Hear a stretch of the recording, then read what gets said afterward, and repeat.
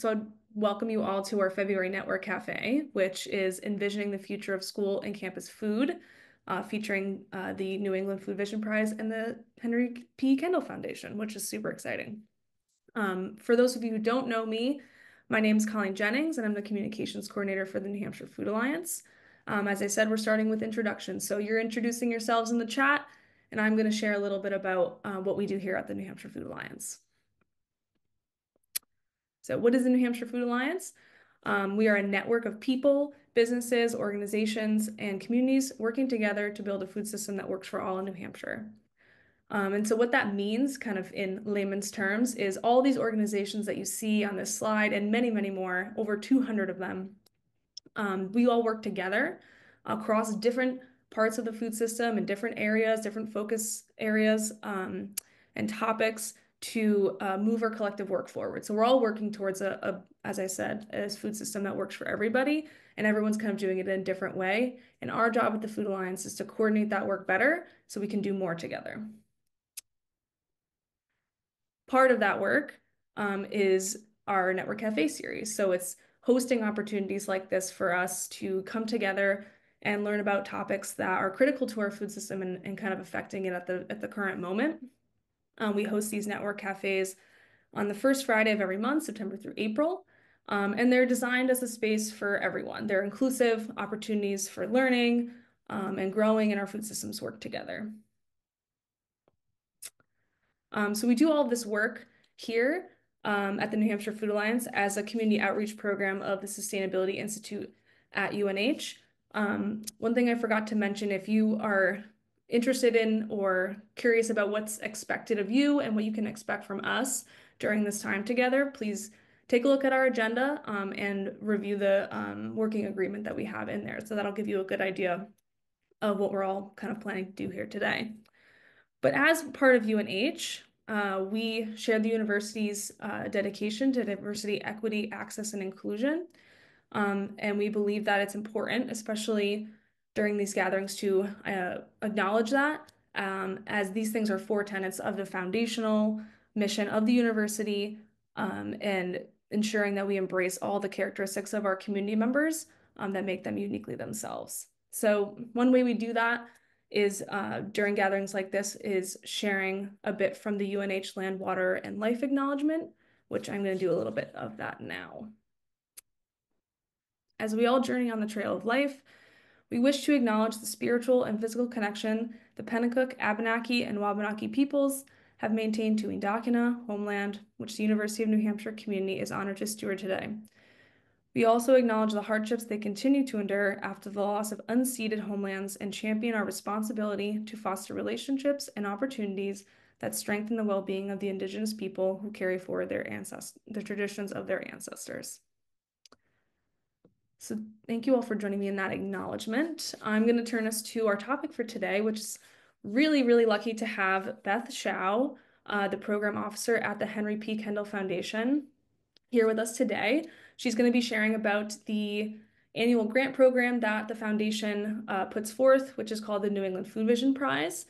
I'm going to let Beth get into all the details. She's got a lot of really great information to share with you all.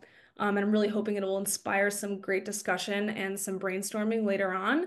But our goal for today really is to do a deep dive into the Food Vision Prize and take advantage of the potential that we have to connect our farmers and our fishermen to our schools and colleges and institutions across the state.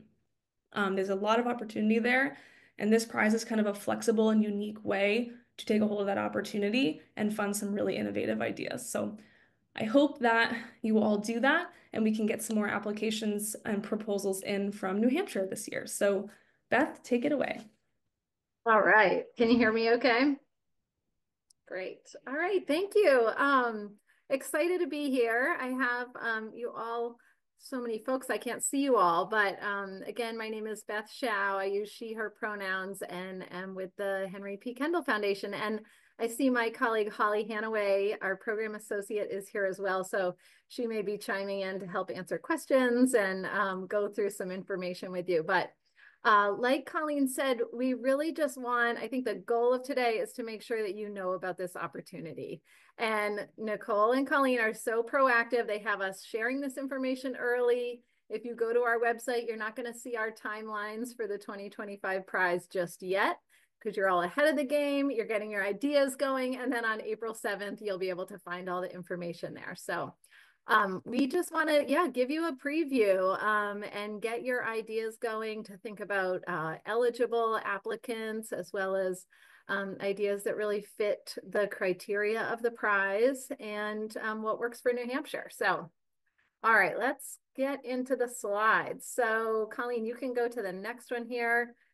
Very quick agenda. We'll talk through the purpose of the prize, eligibility, and then the process, how you submit letters of interest, how they're reviewed.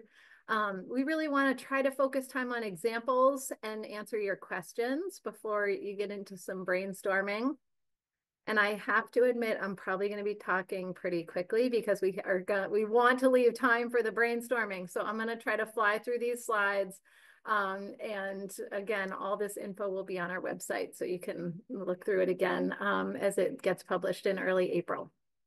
But all right, so the New England Food Vision Prize, it is our open invitation for educational institutions, so schools, colleges, universities, and their partners, all their food system partners, to really think boldly about school nutrition programs and encourage innovation. So those ideas and those, you know, things that you've always hoped to happen in your school food programs, connecting them with local farmers and fishers and producers. How can we as a philanthropic organization really seed those ideas and give folks the flexibility and the financial resources to try new things, try to break through some of the really difficult barriers for schools to procure more local food and educate kids about where their food comes from. So this is the one, big program that we run every year that is just open invitation, and any, teams in New England are eligible to apply, and we'll get into that a little bit more. Since we started the prize in 2018, we have reached, I think, 650 schools and over 300,000 students. And I think the Kendall Foundation has always really focused on schools as a way to, it's kind of a contained unit of incredible people with incredible vision, reaching 3 million young people across the region here in New England. And they also spend $3 billion a year on food and beverage. So they are a huge, market power to drive local food system development. And so I know Nicole and team have shared the 30 by 30 vision with you. I won't go down that path too much, but we really see schools as a real driver in the vision to produce and consume 30% of our food here in the region by 2030. All right, let's keep going. Okay. So the New England Food Vision Prize, the awards you can apply from anywhere between $25,000 up to $200,000. And they can be a term of 1 year or 2 years, you decide. And we, through the process, we don't award partial awards. So if you say, in order to do this project, we need $150,000 over 2 years, if that prize project wins, you would get the full budget that you requested. We don't do partial awards. So we just want to make that clear. So as you're thinking about ideas and what they might cost, we really encourage you to think about the full scope of them. And that is what you would be awarded if you are to win the prize.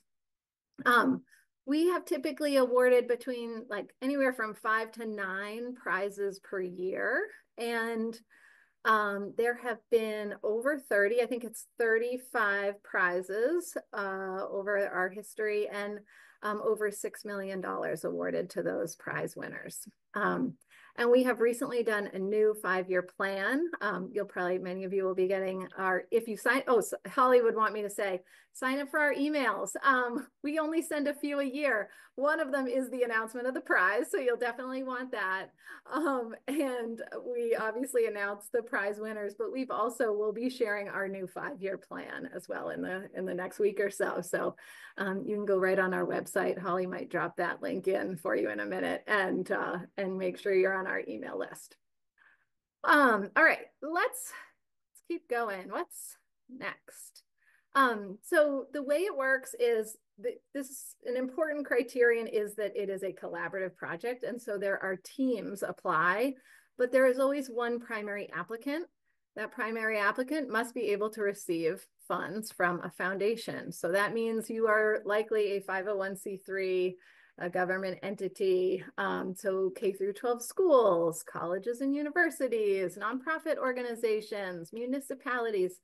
That would be the primary applicant. You pick one on your project team that will act as the primary applicant, and they are responsible for, if you win, they are responsible for receiving the funds, distributing funds amongst partners. They're really kind of the project manager. If you won last year, you cannot be the primary applicant again in the coming year. So my friends Nicole and Stacy, New Hampshire Food Alliance and Farm to School, looking at you here, but you can be a partner in another prize. So you can't be the primary applicant, but you can certainly be a project partner in the next round. All right, let's keep going. Oh, one thing I should say about the primary applicant is you do need to be based in New England. And make sure that, this is a New England focused prize. We are a New England focused foundation. It is not to say there can never be a partner from outside New England, but we do have some eligibility around that. We really want the funds and all of it really centered here in our region. This is just about who else can be part of your team. We want to give you ideas because sometimes we've seen over the years where we've gone really it used to be a lot of, it was higher ed for the first 2 years, then we invited K through 12 districts, but it tended to skew more towards nonprofits. And then we want to make sure our for-profit businesses are involved in this as well. And, whether it's state agencies or city departments, those are all really important players in our local food systems and in support of schools. So I want you to think broadly about, who is kind of eligible to be a partner or who you might want to invite as partners in this work. So, everything from extension services, processors, food hubs, aggregators. We've had a lot of distributors be part of prizes. Food service management companies have been important partners. So really think broadly about who might be able to be a partner in this work. All righty. All right, let's see. I did not say something really important. Critical and required is that at least one school, whether it's higher ed or K-12, be part of your project team. This whole prize is really about getting more food, regionally produced food, onto trays, in dining programs and in K through 12 cafeterias. So you have to have a school partner, at least one. Sometimes it's many, that's up to you, but you have to have an educational partner as part of your prize. I already said this thing about 1 to 2 years. You can choose the term. And you can use the funding for all kinds of things. We've seen some really great ideas, but it can be staff positions or support for staff positions. You can think about gap certification or, certifications and audit processes that are expensive, but allow you to sell to food service management companies. Equipment, we've supported, tilt skillets and coolers and delivery vans, professional development, stipends for focus groups, things like that. So it's really open in terms of how you can use the funding. The one thing I will tell you is that we do not you cannot purchase food. So say a school said, we really want to add more local potatoes to our menus, and you build a budget around, you need I'm just making this up, but you need a peeler and a shredder and, some sort of piece of equipment to help cook the potatoes. You need a cooler to store the potatoes, etc. That's all great. You cannot add that you are going, into your budget to buy, 2,000 pounds of potatoes every year. That is not a sustainable, there's not a sustainable source of funds for you to continue to buy those potatoes if you're using philanthropic funds. So just know that you can't buy the food, but you can buy all the, accoutrements to make it possible that you are actually serving more of that local food. Let me just make sure I'm not forgetting anything. In the letter of interest stage, you're not submitting a budget. So you don't have to break this all down by May 30th, but you really want to be thinking about how you would use those funds. You do need to state generally in your letter of interest how funds would be used. All right. Nicole, do we have any questions in the chat that I should pause and answer? We do not yet. Okay. But I will add, if you don't mind me, just one clarification that Yeah. one of my favorite things about the way the Kendall Foundation runs the Food Vision Prize is the letter of interest structure, where I don't know, I might have missed it when you said it, Beth, but they do it, the initial call is for a pretty simple letter of interest. And then top selections are picked from there. And then you do the work of sort of fleshing it out. But if you have an idea and you have partners that are interested in that idea and you can concisely articulate it, that is the majority of the work you need to do to put forth the letter of interest. And I think that that's as someone who does fundraising for the New Hampshire Food Alliance, it's just a really realistic bar to think through a project and then put something forth and understand if it's a priority or something that is a good fit before you invest a lot of time into it. So I just want to add that for all those listening. Yeah, that's great. And there is quite a bit of time between, the letter of interest and the full proposal if you're invited for a full proposal stage. So there is time, we want more ideas. Put the ideas out there in the letter of interest phase.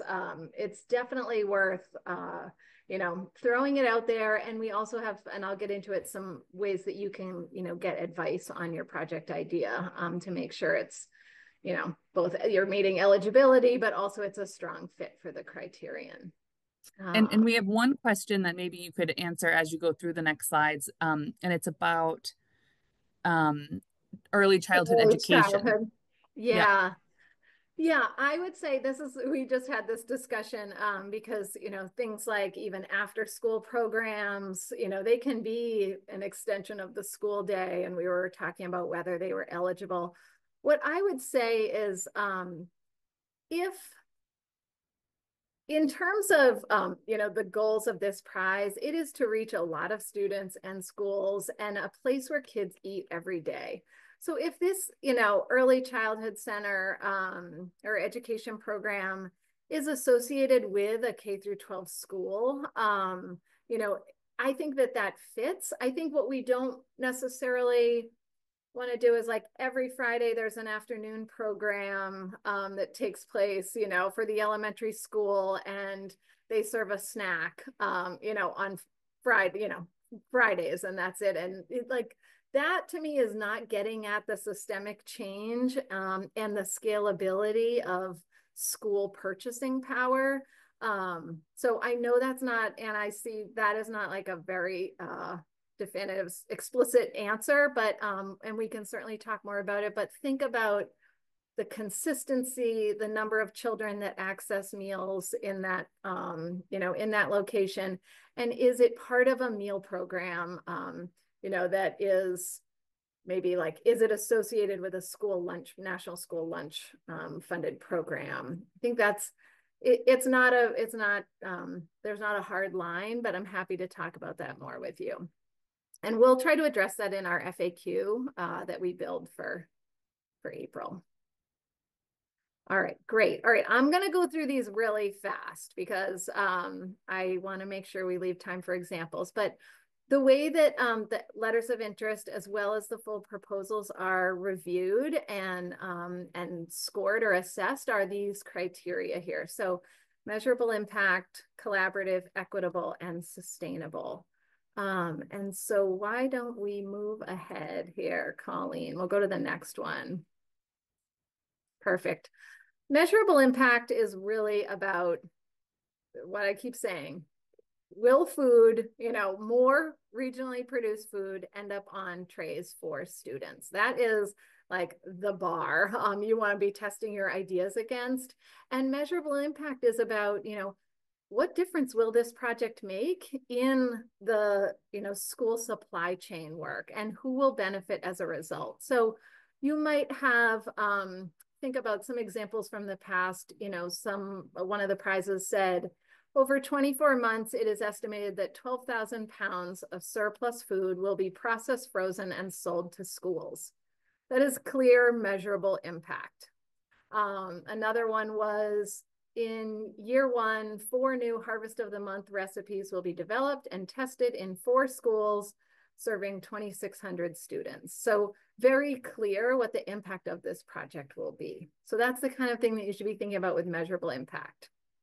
You can go to the next one. Collaborative. So the spirit of the prize, like I've said, it's really about regional food. It's about new ideas and solutions, and it is about relationship building. So collaborative projects.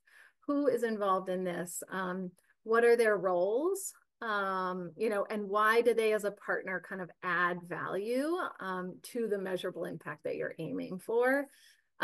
We understand in the letter of interest phase, you might not have this completely dialed in and know exactly who your project partners will be. Some might drop out, you might add others, that's okay. But just really explain in the letter of interest, who you're thinking about, who you've talked to, who's made a commitment to be part of this project if it moves forward. So it's okay if that is still in development. And one other note that we're adding this year, we've had quite a few prizes that just one partner receives all the funding. And to us, that doesn't meet the spirit of a collaborative project. So we really want to see projects that actually not just have a lot of partners, but where the partners are all receiving some of the financial resources of the prize if awarded. All right, you can go. The next one is equitable. So this is, the project identifies a specific injustice or inequity in the food system and sets clear goals, strategies, and measurable outcomes that address that inequity. At the letter of interest stage, I think you really want to be thinking about, how are you applying equity considerations in the design of this project? Who's going to be involved in the project? Who will benefit from the project? Think all the way from kind of farmers and producers all the way through to the students and the communities that you select to work with or that are coming up with ideas for this prize. Examples that we've seen before have had, there have been a number with commitments to sourcing a certain percentage of ingredients from farmers of color. It can be something like that. It can be other things. And sustainable is really about, we understand that 2 years of funding is not usually enough to have especially a new idea last forever. That we are realistic about what we, the kind of limitations of 2 years of funding. However, what we want you to think about is, are there financial ways to make this sustainable, not just in terms of finding other philanthropic funds after the fact, but is there revenue generation associated with your project that can help offset long-term costs? Or even culturally, are you thinking about staff training programs, operational procedures that can kind of sustain new ways of working beyond the term of the project or the prize funds? Or even logistically, like that purchase of new equipment or say distribution capacity or storage capacity, that will last hopefully beyond the term of the prize. And that's how, when you think about sustainability, think about it not just in terms of the financial piece, but the kind of culturally and logistically, how will the ways of working be sustained beyond the term of the prize? All right, we'll keep going. Okay, so here are the dates. We will obviously make these available. April 7th is when we'll announce, and that's when letters of interest can start being submitted all the way through May 30th. And then in June, we'll make invitations for full proposals. So like I've said, we will read all of the letters of interest. I don't know what the percentage is, Holly. I wish I had this number, but you know, I would guess, if I had to guess, I would say probably 25% of the letters of interest are invited to be to write full proposals. So we are both, you know, we are selective. If we don't think your letter of interest has a chance of, you know, being a winner, we're not going to put you through the time and effort of writing a proposal, a full proposal. We really want to not waste anyone's time with this project, but we also know that at the letter of interest phase, there's probably still a lot of development of the idea that can happen. So, so we would be inviting full proposals in the end of June. They would be due in early August, and then our awards are made in October. And the full amount, if the, you know, if the prize, if you win the prize, you get the full amount in October, and then you manage it over the term. All right, what's next? Yes, so letters of interest, Nicole touched on this a little bit, but 1 to 2 pages, that is all we are looking for. It should include your, you know, who is the primary applicant and what are the partners that will be involved. You address the criterion that I walked through, and of course there's more information for you once we get this all up. And then how much you're requesting, and the award duration, is it 1 year or 2 years? What is next? Okay. We would like to be transparent about who reviews this and who makes decisions, who these proposals. So with the letters of interest, our staff team reads them all. We all score them. And then any that there is, you know, kind of that aren't unanimous decisions, we have full discussions about, and a decision that is made as a team for that invitation for a full proposal. With the full proposals that we review, we invite usually around 7 to 10 external reviewers from around the region. I can't scroll through, but some of you may have been, there may be some folks. Caitlin Porter was a reviewer 1 year. Others I'm sure involved, but we have all kinds of people. They're amazing. Farmers, school nutrition directors, we've had dining directors, we've had you know, food hub managers, we've had all, you know, folks all up and down, you know, through the school supply chain act as reviewers. And then once we put all of our scores together, we send our recommendations to the board for decision making. And I think we're getting there. Okay, we're getting to the really good part here, the examples. So on our website, you can actually go in and click through and read about these. You can read a summary of the project. But we wanted to just give you a couple examples of different projects that have taken place, or prize winners that have won the prize in the last few. Oh, thank you, Holly. I see that. The University of Vermont, this one just closed, and I circulated the report because I think it is so fun. This was an amazing project. This was NOFA Vermont, and then Vermont Bean Crafters, which is a small business in Vermont that does makes all kinds of products out of regionally grown beans. It was Sodexo, the food service management company that works with the University of Vermont, and then 2 different food hub and food distribution business nonprofit organizations. And their concept was that as small dairy farms in Vermont look for alternative paths to viability, one of the things that has been starting to be tested is transitioning their hay fields to legume crops. And at the same time, University of Vermont has been saying they want more plant-forward menus, and they are trying to reach a goal of 30% of their ingredients coming from regional sources by 2030. So this combination of, you know, looking for new opportunities around viability of these small dairy farms and keeping the farmland viable, while also this demand from a large institution, were really interesting overlap. So the team came together. Their goal was to increase institutional purchasing of Vermont grown, pre-cooked frozen organic beans. And Vermont bean crafters played a big role in selecting farms to pilot the growing of beans, and then they facilitated the kind of processing and then the whole kind of cooking component of the bean products. And they purchased storage bins for the farmers. They purchased processing equipment that can actually be shared and moved around the state to be this whole thing with this optical eye. It's a fascinating story, but there was none of this equipment in all of the region, and so they purchased this sorting equipment so that these beans could be safely sorted and then cooked and sold to Vermont. And just in the 2-year project, UVM's purchasing of these beans, it rose by 300% in the first year and 25% in the second year. And across all buyers, Vermont bean crafters saw 200% growth in the sale of this product. So really neat collaboration where an institutional, in their demand and their kind of commitment to purchase this product had that ripple effect all the way through to farmers who are looking for to grow new and different kinds of crops. So that was one of my favorites. A couple others, University of Maine, they have a commitment to also source 30% local.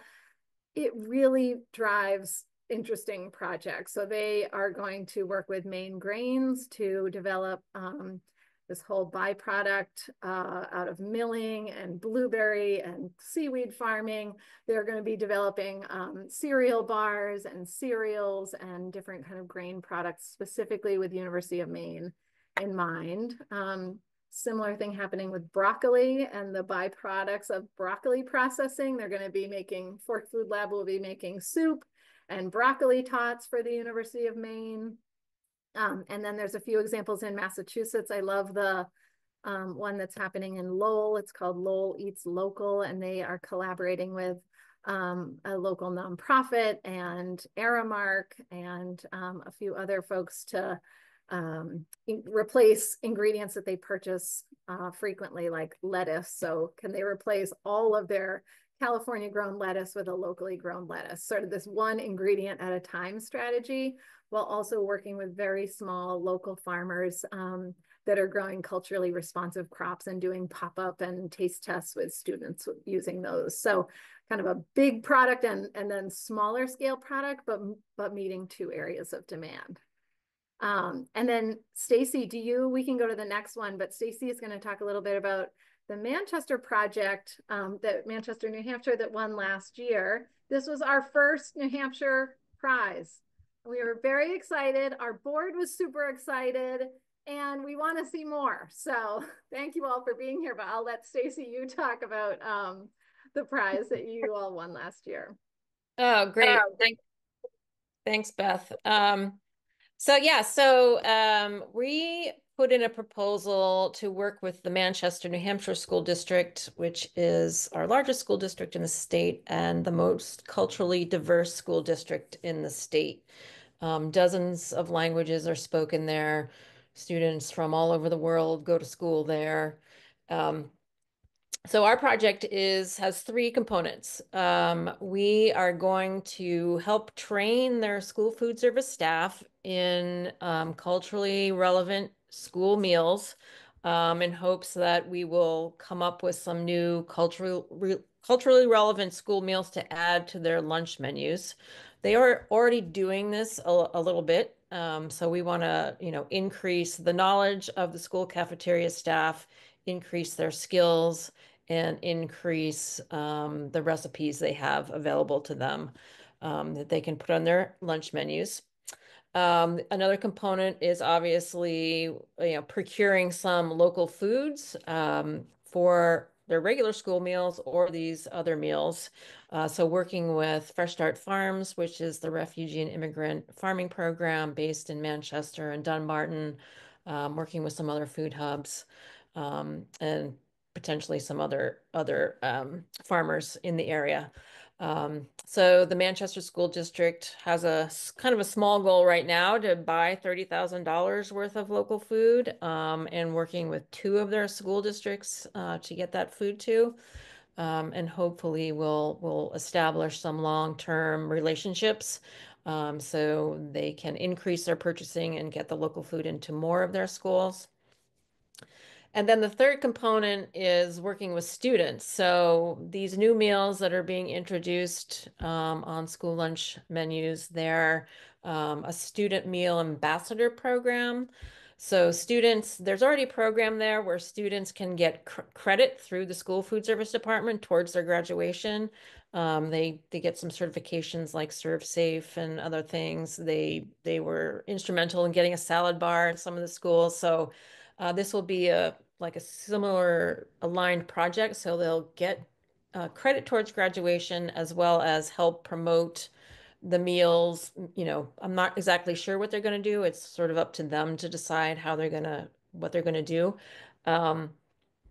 Marketing the meals, getting feedback about the meals, that kind of thing, I think. So the school district is getting a sub-award, so they're getting some of our Kendall Food Vision Prize grant that's going directly to the school district to hire a coordinator to help coordinate the student meal ambassadors.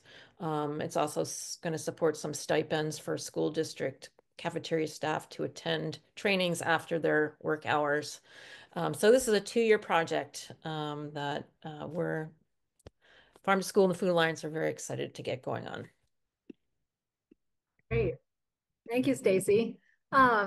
A couple others on here, and we put the partners just so you can see the variety and diversity of partners that are part of projects, but a number in Maine, there's one in which, so there's some local farmers that are growing hardy greens, and they are partnering with an aquaculture company that does not use its processing facility in the summer. So they're using that equipment in that facility to process these greens that they then freeze and sell to schools for the whole year. So that's a really neat one. And then also in Maine, there's both Maine and Rhode Island both have recent prizes focused on increasing the amount of seafood in schools. And in Maine, they really want to meet both a halal meal requirement, but also thinking about fish as a really healthy protein and to support local fishermen. So trying to build up that market of schools purchasing local seafood. And they have a whole curriculum now that's built around local seafood. They do taste tests. They did a lot of recipe development. And I don't have the statistics, but I know they do on their website. The Gulf of Maine Research Institute has done an incredible job just increasing schools' local sourcing of seafood in these few districts. So another one that's really innovative and a great, great prize. All right, I think we are almost done here, Colleen. You can, yes, moving on. So our website, like we said, early April, you'll be able to find all these details.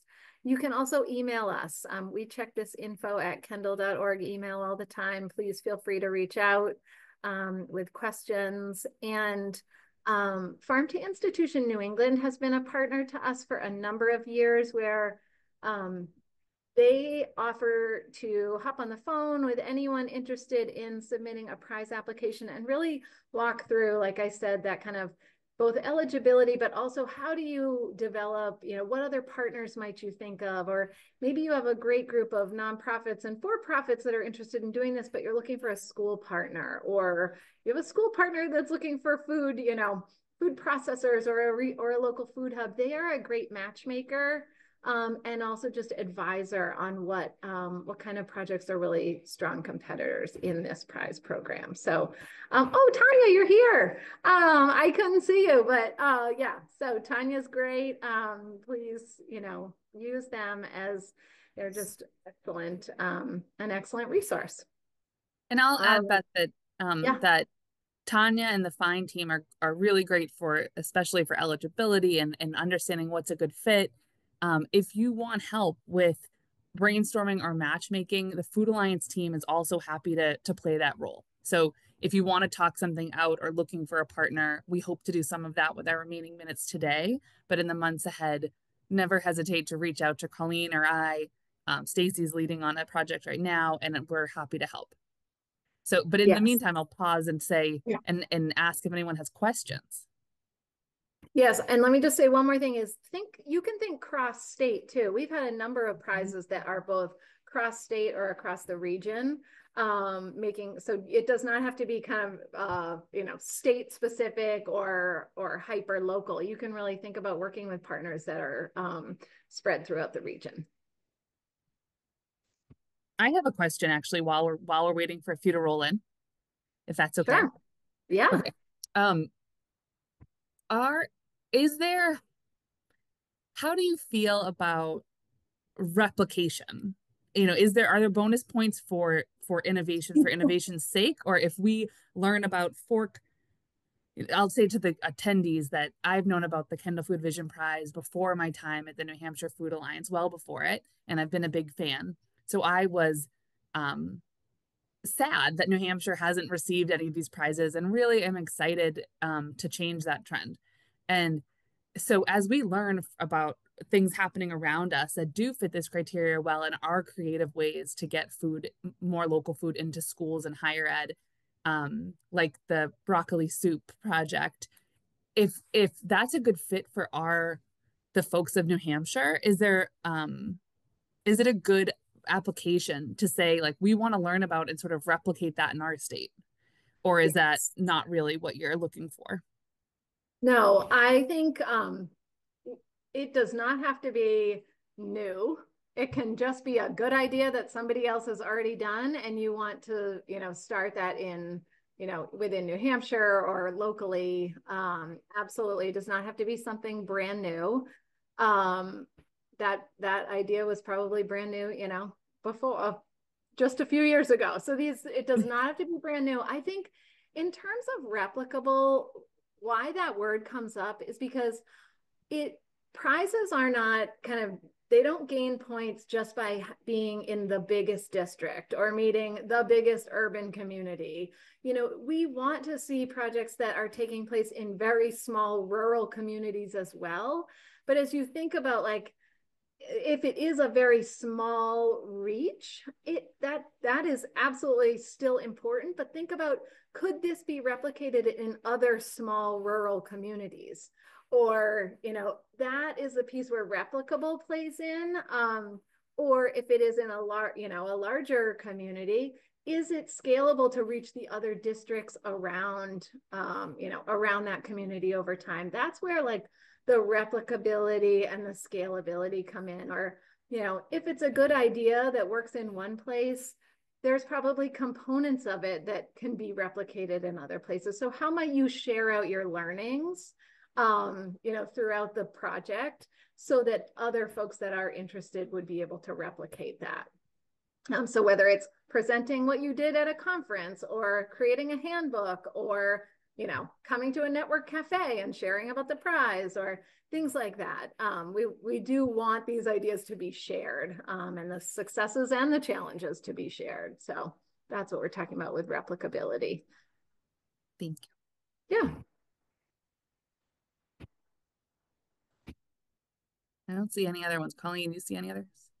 I don't. If anyone wants to just come off mute or raise their hand and ask a question, or alternatively, if you have an idea that you want to run by Beth and Holly and Tanya too, Tanya's here, that would be great as well. I think this is a great time to just start sharing or brainstorming, and kind of getting things percolating in the brain.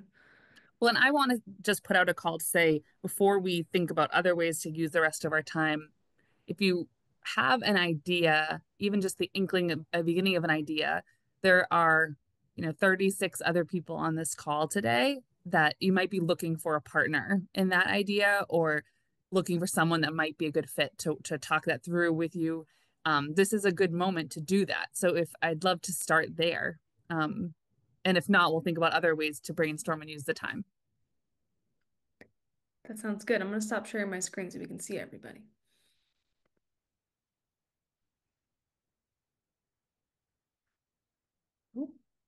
Go ahead, Tanya, and then we'll do Rachel.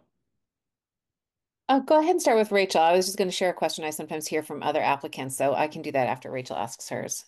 All right. This is less of a question, more responding to the prompt to share ideas, or what I would probably characterize as like the very beginning seeds of an idea.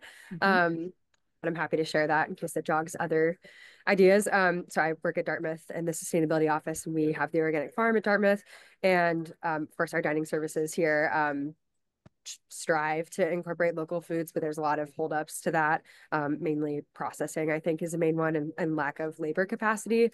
And on the flip side, in the Upper Valley area of Vermont and New Hampshire, we are so incredibly fortunate to have a wealth of small scale local farms that are often direct to consumer, but they sometimes struggle placing their products. And I know like the farms I go to for my CSA, for example, like are struggling to sell all their CSA shares or to sell to the co-ops all the time. So just because there's so many of them, the market's kind of saturated. So we're starting to think about how might we, like, seems like we have two problems that could possibly be solved, but what's the best way to do that?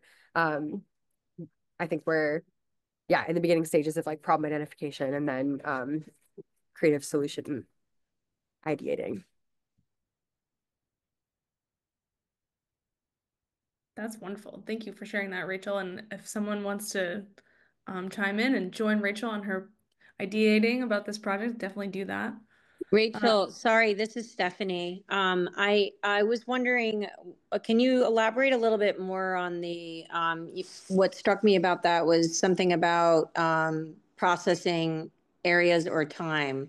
Do you want to like delve a little bit more? We're a processing facility where we manufacture kimchis and sauerkrauts, but if she wants to elaborate a little bit more on the processing side, I'm curious to hear. Cool. That sounds awesome, and would love to chat with you, Stephanie. Sounds like you probably have some lessons for us. But I think the main thing is our dining program, which is really awesome, and it's like Dartmouth specific. We don't outsource to a different like national company, but they are generally pretty strapped as far as like funding. They have to be profitable, so they don't get like subsidies from Dartmouth to, you know, for example, like go out of their way and buy local food. And we all know like the cost of food is rising. And a main challenge that we faced here at Dartmouth is it's actually like housing affordability and the ways that that impacts labor. And so for folks who are, you know, being paid maybe even like $25 an hour to work in our dining halls, that's like often not enough to have a house that's within 30 minutes of Dartmouth. And so even if our dining staff wanted to hire people to, for example, like chop squash that came straight off a farm, or chop onions, or wash greens, or whatever it might be, and you know, they would need the equipment to do that, and on and on. There's just this sort of like labor gap as well. So Totally. yeah, I think yeah. oh yeah. All right. Go ahead, Nicole. You want to? No, I was just gonna call on Sarah Cox, and then Sarah Cox. Why don't you hop in? Thank you. I'm seeing if, should I be able to pop on so you can, oh, there I am. Hi, everybody. So same thing, just wanted to put forward sort of why I'm here in terms of ideas, and if anybody wants to jump in on what ours is. So And Sarah, sorry, will you just say for Beth's benefit who you are and others? Sure. I can do that. So I'm Sarah Cox. I'm a farmer in southern New Hampshire, Tuckaway Farm. We are a diversified organic vegetable, fruit, and grain farm. And I am also working on a lot of work over the last 10 years, really, but specifically since about 2021 on developing collaborative grain projects in the state to have more locally grown New Hampshire as part of a New England system, but really how to get the infrastructure for high quality food grade grains in the state, and specifically for this project into the school system. You know, it's a staple food. It's part of so much of what we eat, and we all know that the nutritional value of flour, the way it's produced as a commodity, is not great for any of our bodies. And local grains can, and the way they're milled can really address some of those issues. There are tons and tons of gaps in infrastructure still, even though we've been doing a lot of work to address that, to get a really high quality product, and it's everything from storage to processing equipment, harvest equipment. I was thrilled to hear that there's some funding in this that can actually go to those types of things like gravity tables and color sorters, what you were talking about with the beans and main grain, you know, really specific equipment that we haven't been able to get through the grants we've already been looking at. I think including grain in this 30% goal for 2030 would be such an amazing thing in our state. So there's lots and lots more, but that's sort of where I wanted to pipe in to see if there's some potential. Great. Yeah, I think it's a great idea. And I definitely, you know, Maine grains and also the Vermont bean project would be good.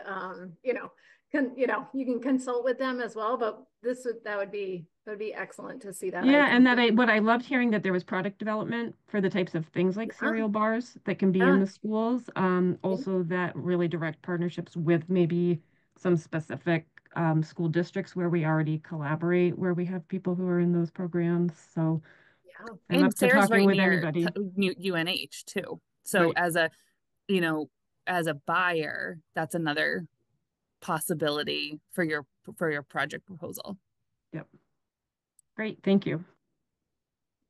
Awesome. Thanks, Sarah. Tanya, do you want to jump in? Thanks. Sure. I was just going to share, like, when I've talked to folks in past years, you know, there are a couple of questions that tend to come up, and one is on sort of tracking impact. What are good metrics, suggestions for what they should be collecting information on, how they should report out on that. And just wondering if you wanted to sort of answer like what you've seen as being, you gave some really great examples, Beth, of like how folks are articulating their goals. Could you also just speak a little bit maybe to how you've seen people successfully measure and report out on those things and where they may have challenges, and some advanced planning can help with that? Yeah, in terms of measurement, I always get a little bit nervous.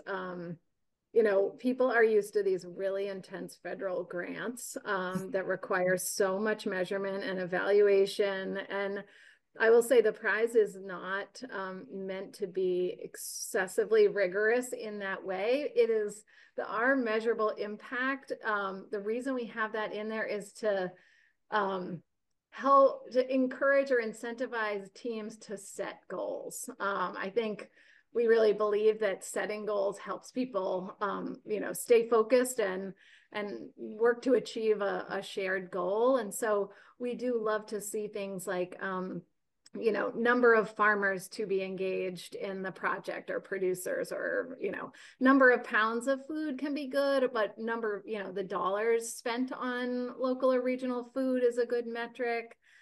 Certainly students reached, but like I said, more is not necessarily better, but like, how are you going to reach those students?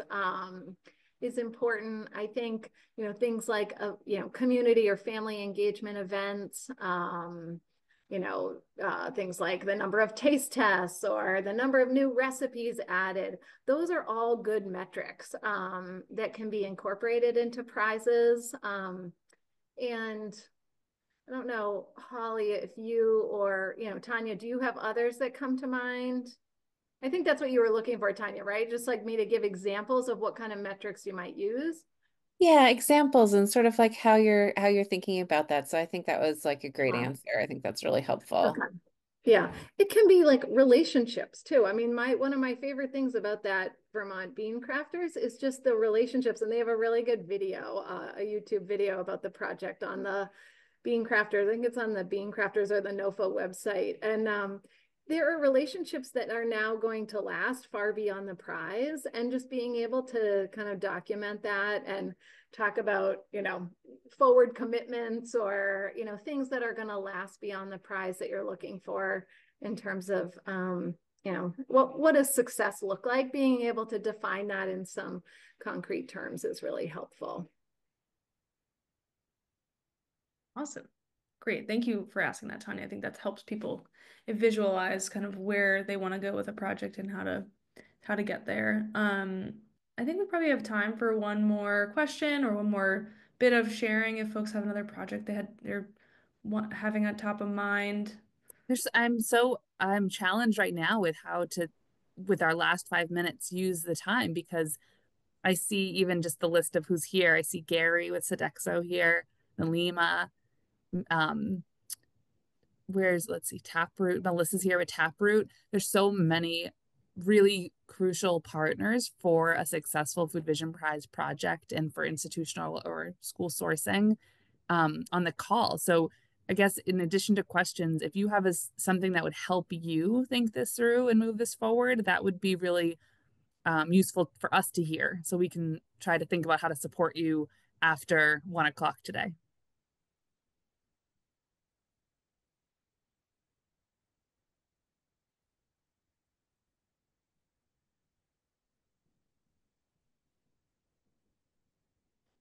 Okay, well, I see Stephanie in the chat is saying she'd be interested in being involved in the Sarah conversation. Rachel, where you are, a lot of great partners that we know that you might know or not that we can connect you with. So please don't hesitate to reach out and we can talk that through with you. But last call for questions otherwise. I will just say some feedback we've received is, starting early really helps, because as soon as school is out of session or you get into May and June, it's harder for our school, folks to be able to engage. So I love that you're starting early. And I will also say, Holly, thank you for pulling those statistics, because we invited 22 of 35 for full proposals. So I was way off in my percentage. That's actually 60%. And then we funded 9 of the 22. So please, it helps to know that the scale of this, you're not putting in a letter of amongst 350 others. It's actually a pretty strong percentage and ratio of projects that get funded for, for who puts in letters of interest. So that's my little plug of like, please do consider this. We'd really love to see more applications from New Hampshire. Awesome. Thank you, Beth. Well, I want to thank Beth, and don't leave yet. I just want to say thank you so much for being here and getting this information out early in New Hampshire. And I love all of this action in the chat. Sarah, what did you want to add or ask? Thanks. I was just, because I recognize some of the names on here and potential partners, and I don't recognize others. I know some people are introducing each other. Is the best thing to do to contact you, Nicole, in terms of who you might think would be good fits, or is there a list of everyone on here with who they actually, what organizations they are, just to have a good sense of who to be talking to amongst us? I just don't know a lot of the names.